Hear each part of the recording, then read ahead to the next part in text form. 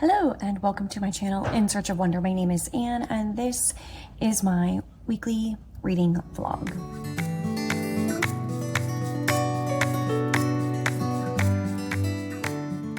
So this week was a fun week, mostly a very busy week. There were times when I felt very overwhelmed, but I did manage to get some reading in. So I'm very happy to share that with you today. I actually finished some things and I made significant progress in other things, so that feels really good. Plus I had a little bit of fun heading off to Charlottesville with my sisters this week, so I am going to share all of that with you.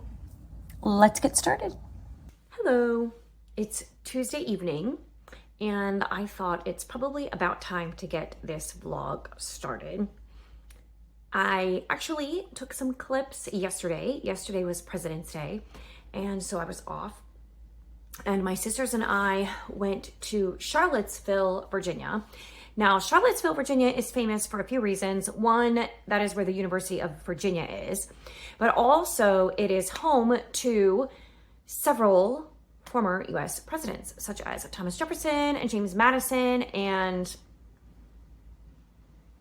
James Monroe, I believe was the third one. Anyway, it's been a long time, a few years since I've been to all of their houses there, but in particular, the Monte is in Charlottesville, and it's really an awesome, like, the architecture is amazing. Also, UVA is amazing. To walk around, the architecture is simply gorgeous. If you don't know, Thomas Jefferson designed the buildings at UVA, so it's a fun place to go. However, we did not go to any of those places. That is not why we went to Charlottesville. For Christmas, I gave my sisters some Virginia coffee passports. So these passports were like the best. I don't know how they determined that. We don't necessarily agree with all of their conclusions, but like the best coffee shops in different areas and regions of Virginia. And so we wanted to go to the ones that were in Charlottesville. So we went to Charlottesville and went to a couple different coffee shops, and we went to a couple thrift stores, and we did a little bit of shopping on the main street. There's a really beautiful pedestrian walk area in the old historic downtown area of Charlottesville that is fun to walk around and explore. So we did a little bit of that. So that was a lot of fun. So let's go on a little trip to Charlottesville so you can see some of the sights and the coffee that we drank.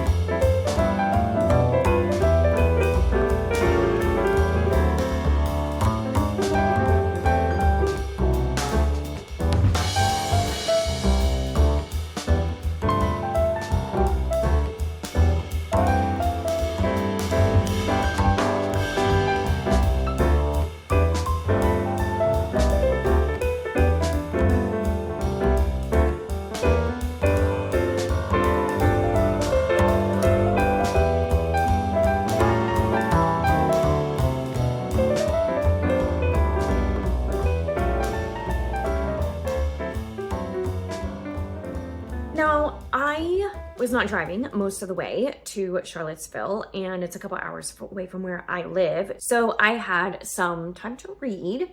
So I read quite a bit of Love and Treason by Jamie Ogle, which I am buddy reading with Bethany, and we are both really enjoying it. It's definitely pretty fast paced, and it's much more intense than I was expecting. I mean, I guess, you know, when you realize that it's set during the time of the persecution of the church in the early centuries of the church, and Valentine was, you know, considered a saint now, and he is the main character in the story, one of the main characters, and it's kind of based on his story, what we know of it. You know, I think probably a lot was embellished, a lot was added, and some characters were added and everything. A lot was imagined about his story, but what we know to be true is part of the story as well in this book. And it's just been really interesting, and the research that Jamie Ogle did into the life and the culture in Roman times during that time was really incredible. I don't know a lot about Roman history and, you know, the Roman era. I mean, I know, you know, basic things, but I'm not like a student of ancient Roman history or even early church days per se. But I was like, she would mention certain things in the story almost in passing, and I would be like, did they really do that? And so then I would look it up, and yeah, sure enough. For example, I did not know that makeup was a huge part of the culture in Rome. And in particular, women, all women wore makeup. Like it was normal, like it is today. And just like today, there were really expensive brands of makeup that the wealthy people wore, and the wealthy people had slaves who would apply it for them. Difference, I guess, in extent nowadays. Now, you know, wealthy women pay someone to apply it. But there were also cheaper brands, knockoff brands that the poorer people would buy. And so, and they know this because of, you know, excavations and archaeology and all of that. So that kind of stuff was just fascinating, because she mentioned in the story that, you know, some young ladies were gathered at a vendor's stall trying out all the different makeup and trying on the shades on the back of their hand, which is such like a modern thing, right? And it seems totally out of place in this story set in Rome in 270 AD, but actually it was very realistic for the time. So anyway, I found all of that kind of stuff very interesting. It was like modern day culture, but not at the same time. So that aspect of it is really interesting. And it seems like I may have said this already, but each of the main characters in the story, and we see all of their perspectives, they all have something really intense going on, and you're just not sure how everything is going to work out satisfactorily for each of them. And so it really just keeps you reading. I am really interested in getting to the end of this book. So I'm about 70% of the way through. I also made significant progress as I was writing to and from Charlottesville in Sense and Sensibility. My goal was yesterday to get all the way through part 1 or volume 1, whatever it's called. I didn't quite make it. I am like 30 pages shy of that, I guess. But I did make significant progress, and I'm really enjoying it.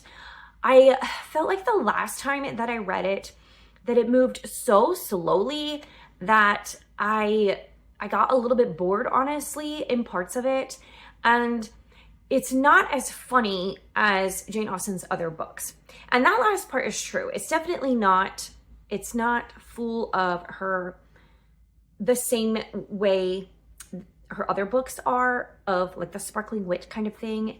There is still some of the irony and the ironic statements. There is still some humor, but it's just not at the same level as her other books.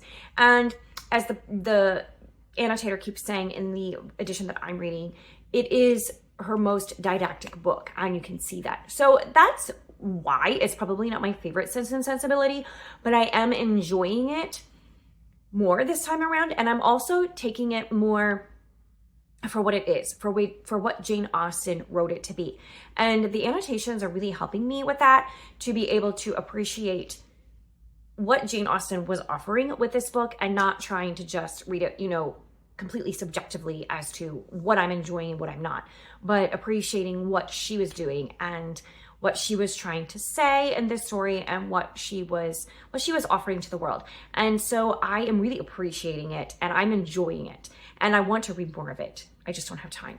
I'm also still reading Jonathan Strange and Mr. Norrell, and I made it to chapter 20 today. Yay! I only have 600 more pages in that book to go. That's all. That's all. We might finish it in June at this rate. ladies and gentlemen, we might finish it in June. So I am continuing to read all of those.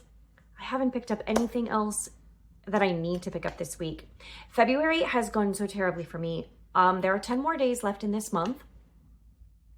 And I have 3 books that I'm committed to reading in February. Well, only one of them is committed to someone other than myself. So that needs to happen. But in addition to the 3 that I'm already reading, and there's 10 days. So I just don't know, guys. That is 6 books finished in 10 days.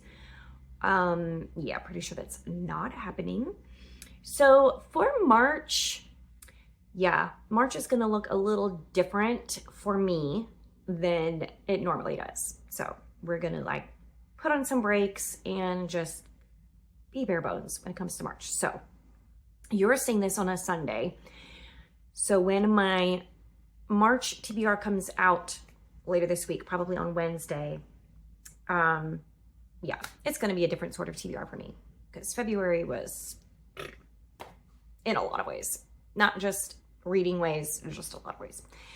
So we hope for better things in March. And right now I will just read what I can and take it and it will be fine. So that is my Tuesday night update. And hopefully I will be back later this week with better news and something finished. That would be really nice. See you next time. Bye. Hello. It is Thursday evening, and this is my 3rd time trying to film this clip. So, yeah. Anyway, first of all, I'm very thankful because I finally finished a book. I finished Of Love and Treason by Jamie Ogle, which I buddy read with Bethany at Bethany Brings Books, and it was very good. I think I'm landing on 4.5 stars. I haven't quite had a 5-star book yet this year. I don't know if it's just my mood or I don't know. Like, I enjoyed a lot of the books that I read in January, but none of them were like 5-star quality. So I'm still in the hunt for a 5-star.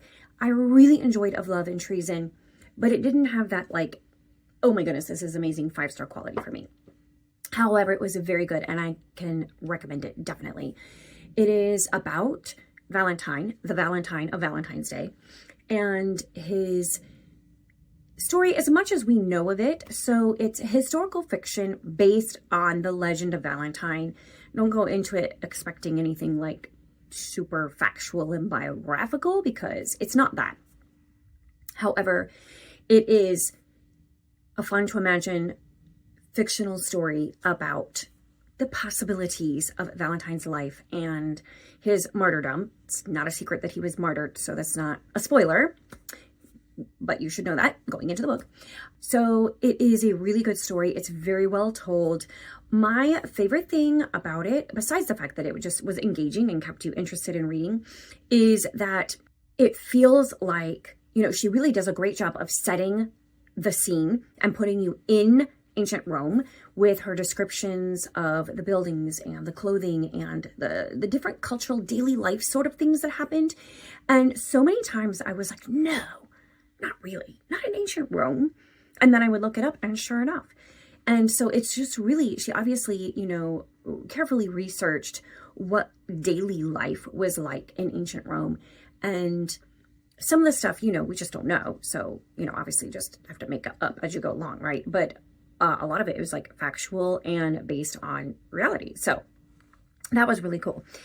And I also found it interesting the way that she told this story. You know, she took something that, you know, like we have the very bare bones of Valentine's story, and she was able to flesh it out by adding some characters that are, there are true characters in the story, there are real characters, there are historic characters, and there are historic types of characters in the story, but then there are completely imagined characters.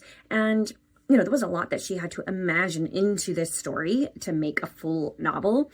So it was really, really well done, in my opinion. She really fleshed out the story very nicely in a very plausible way. And it was very emotional, the book was. Each character, I think I had mentioned this already, is undergoing some sort of pressurized situation. Each character, and we have like 5 or 6 characters that we're getting their perspective throughout the story, maybe 3 or 4. Each of them is dealing with like some serious pressures on their life. And it's like, how is this going to be resolved? And how is that going to affect the other characters in the story, the things that they're going through? And yeah, it was very, very intense in a lot of places and very emotional in a lot of places. There was a scene towards the end of the story where I was definitely crying, and very well told there. I only have 2 complaints about it. One was the epilogue was very rushed because she was tying up a thread in the story that really needed a lot more time. And I don't know what would have been a better way to handle it, because really giving it the time it deserved would have added a lot of pages to the book and a lot of chapters to the book, and would have dragged it past a reasonable ending. Maybe it should have been a sequel, or a novella that goes with the book. I don't know. It just was very rushed, a rushed way of tying up those loose threads. The other thing that took me a little bit out of the story at times was the very modern conversation. Now, here's the thing. So obviously the people in this story were speaking Latin, like they would have been speaking Latin in real life. It's a dead language. We don't speak Latin. There's no way to communicate that these characters are speaking Latin to one another. You could use occasionally like sprinkle Latin words in their conversation. Like I've seen that, like so that you know that characters are speaking French, but you know, you're reading an English novel about French characters or people who are speaking French. So periodically the author will throw in, you know, some French words within the context so you can still understand. So maybe that could have helped, but I think it was just that the language was so modern. There wasn't any attempt made to use like older English, and I'm not sure, like, does that make sense? Why, like, does she have to? It's not a criticism, but it did kind of pull me a little bit out of the era of the story, I guess. But at the same time, I think it may have been an intentional stylistic choice on the writer's part, because she was also definitely trying to show how Roman culture was very similar to our everyday culture in a variety of ways. In some ways, totally not, but in some ways, definitely there were similarities. So I think she was trying to make them like very real people, very relatable people, and like bring them into our modern understanding while still preserving the Roman culture aspect. So when it comes to the language, I'm not sure it was 100% successful, but it wasn't, I can't say that it was wrong either. So the other thing is that I finished volume 1 of Sense and Sensibility. Yes. And so that is definitely moving up my priority list because I want to finish that one soon. Jonathan Strange and Mr. Norrell, I also finished volume 1. That one, I am still just hanging in there for the ride. I have no idea what's going on. Volume 1 is done, and I don't know where we're going with this story. It could be anywhere. It could take 100 different directions. It's already taken directions I didn't think it was going to. So yeah, that's interesting. But Sense and Sensibility, I am enjoying very much. I'm really enjoying the annotated version. It's really adding a lot of depth and interest to the story. So that is fun. So that is my update for today. And I will probably film one more clip before I set this going on YouTube. So I will share with you tomorrow, which will be Friday or Saturday, whatever happens, whatever more I read. Anyway, so that is my Thursday wrap up. I am going to sign off for now and go enjoy my evening at home. I hope to do a little bit of reading, catch up on like reading related things and booktube related things. And I also hope to do a little baking. Did I say that? Reading, baking. Yeah, that's what I'm going to do this evening. So I will see you next time. Bye. Okay, it's Thursday at like 9:45 at night, but I just read Oedipus Rex in this, and I just have to, yeah, I think that my review of that particular play is probably best told by the faces I made as I was reading it, which went something in a sequence like this.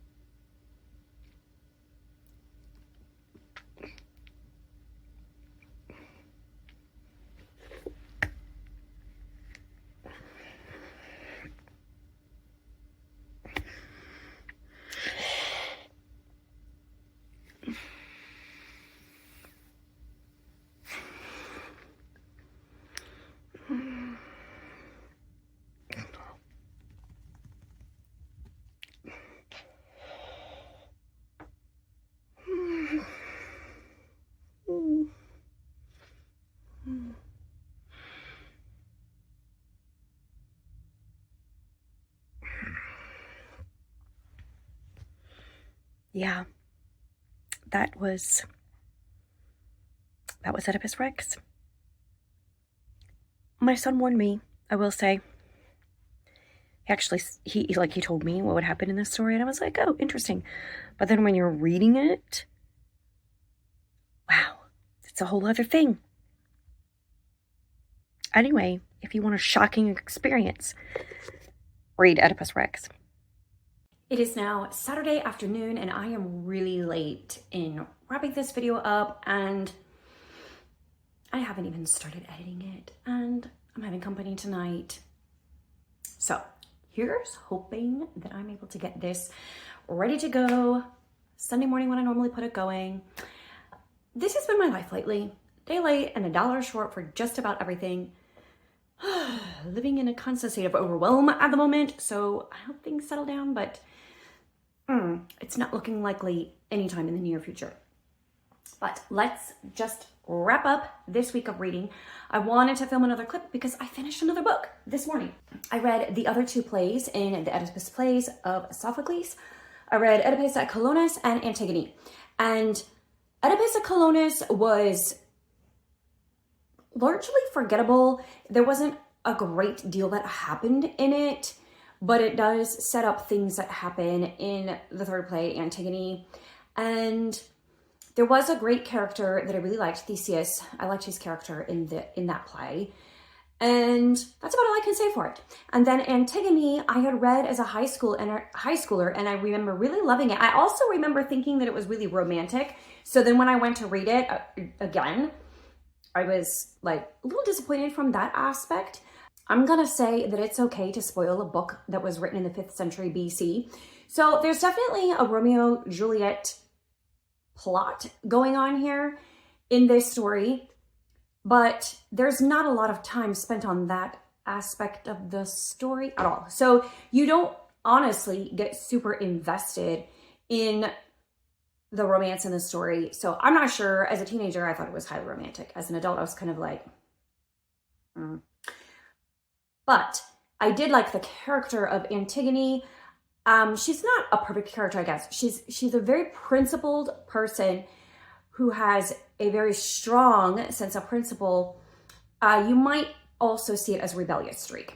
And I actually really identify with that. And that may be why I loved it as a teenager more than anything else, because I could really identify with the character of Antigone in this story, for good or bad. So anyway, that is Sophocles. I am really glad that I read it. It is short and easy to read, for sure.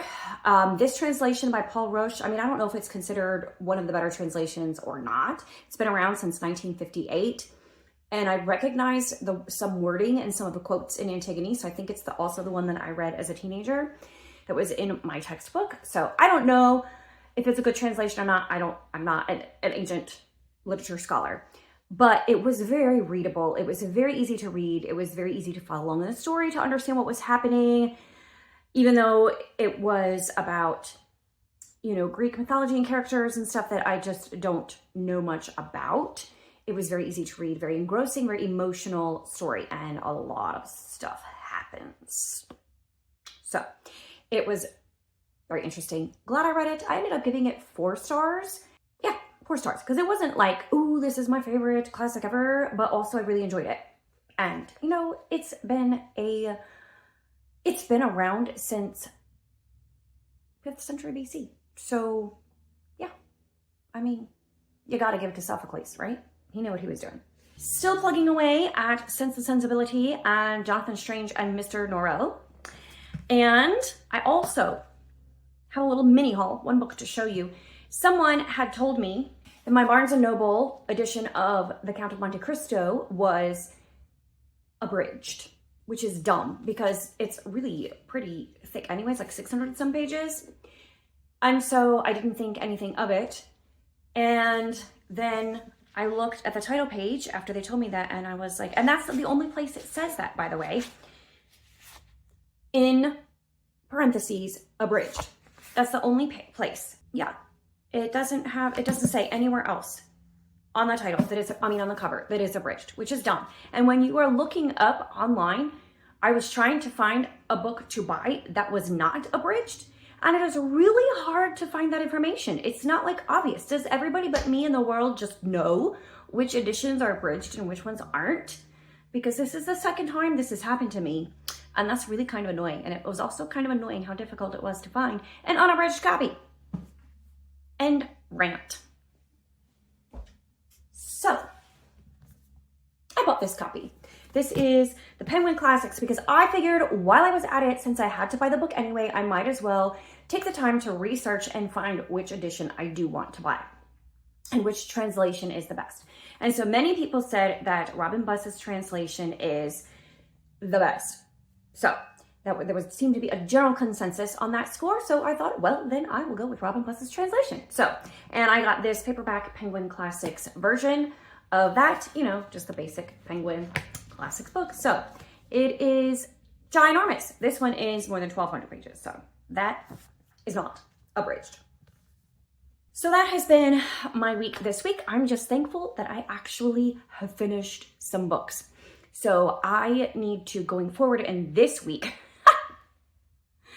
I am going to count it a success that I started Sensibility and Jonathan Strange and Mr. Norrell, and I am not going to worry about trying to finish either one of them this week. Not even going to try. I'm just going to continue reading in them. But there are some books that I would like to make significant progress and or read entirely this week if I am able, if I have time. Probably won't, but we'll give it our best effort. And that is the Rural Diaries, which I have started. My sister got this for me at the beginning of February, and this was in our kind of book exchange that we did, reading like each other. So I've started this, and it's fun, and it's really easy to read, very engaging. So I was enjoying that, but I've only read a few chapters. I kind of set this aside because I got bogged down by everything else I was reading, but I really need to finish this. I kind of want to finish it before I start The Power of Prayer for the group read in March, but we'll see if I get to that. And then this for Once Upon a February, If the Boot Fits, by Karen Witemeyer. I just want to read this for fun, and it won't take me long to read. I just have to find the time. And for my Read the Classics challenge, I switched to gears. There's no way I'm going to get to Anne Radcliffe in February. Just literally no way. Not possible. But this book was also one that was listed as a classic Gothic novel, and it is the next in my list of books to read by this author. And that is And Then There Were None by Agatha Christie, which has the distinct advantage of not being as long as some of the other books. So I am hoping to read and or make significant progress in this one as well this week. That's 4 books, 2 of which I have started, plus the 2 larger books that are ongoing. 6 books to read this week or to read from. So that is ridiculous. What is my problem? I don't even know. We'll see how I do. If it goes anything like the rest of February, not well at all, but that's okay. You know, we're just here for the ride. So that has been my week and my plans for the upcoming week, and I will see you next time. Bye.